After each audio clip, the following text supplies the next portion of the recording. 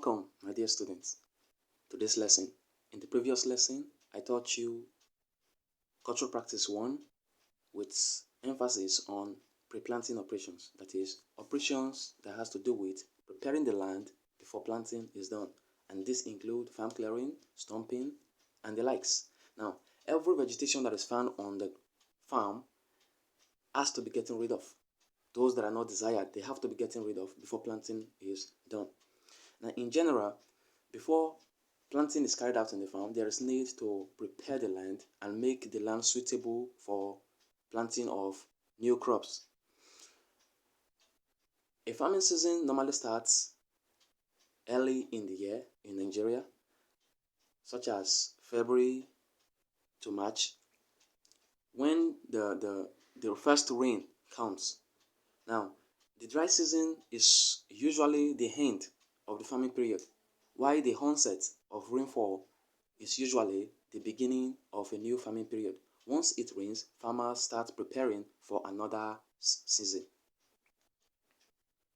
Crops that are grown and the date they are grown is determined by the nature of the crop. Take for instance, maize can be grown twice in the year. It can be grown early in the year, around February to April, that is early crops, and the late crop can be grown around August, September, especially in the southern part of Nigeria. Now, these crops are determined by the level with which they need water. In irrigated farmings, dry season does not really matter because water, which is the major determinant, is always available. So production is all year round.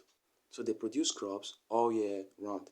Unlike on natural ground, where particularly subsistence farmers that do not have access to irrigation, they carry out planting operations when the first rain comes. Now, after the land is prepared, operations to put the seeds, the seedlings, and the planting material such as yam seeds, cassava cuttings into the ground begins immediately. The date of planting. The date of planting matters a lot in agriculture.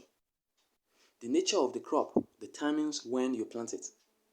There are some crops that require enough water, and there are some that do not require enough water. Take for instance, maize is planted in the south Nigeria early enough, around February to March, and the late maize is planted around September to August. Crops like yam, cocoyam, and other tuber crops require much rainfall, and as such, they are propagated when the rain is still abundant. Now, there are crops like cowpea. Now, cowpea are usually propagated when the rain isn't much because they do not require too much water. Now, if they are propagated when there is still too much water, these crops will not do well. They will only grow vegetatively without producing much pods. Machines like this can also be used to carry out planting operation.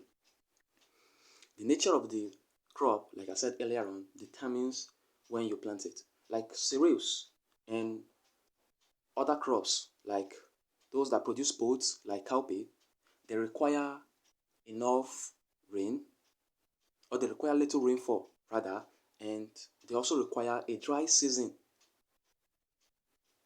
to dry the crops, to dry the grains, and to dry the pods. Early maize is planted around February to April in the south. Late maize is planted around August and September. Now, late maize, particularly in the northern side, is usually planted around June because there isn't adequate rainfall in the northern side of Nigeria.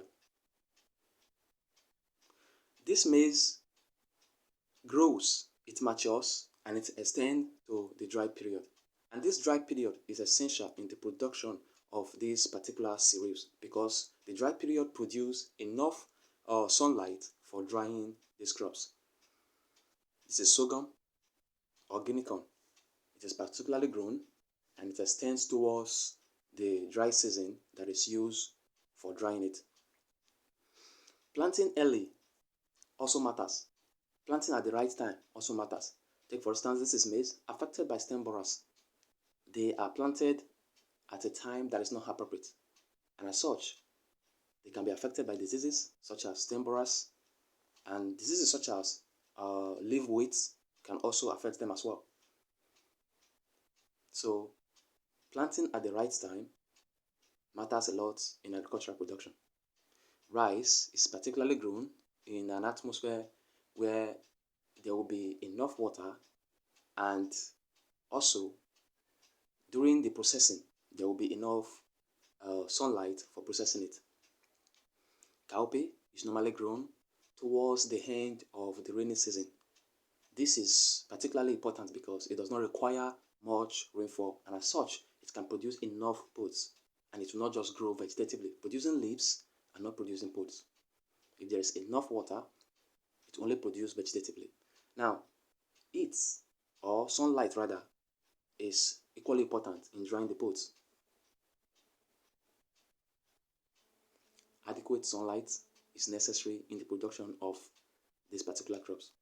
Planting distance.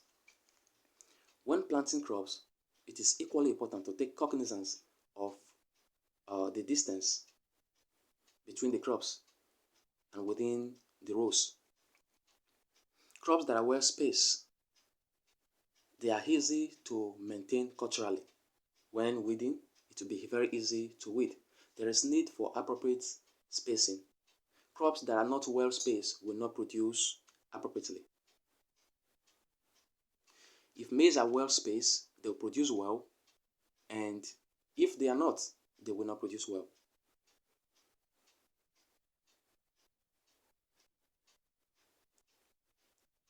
There are some crops that are sown 2 per seed, 1 per seed. It is equally important. Take for instance, this is cassava. Cassava is 1 meter by 1 meter.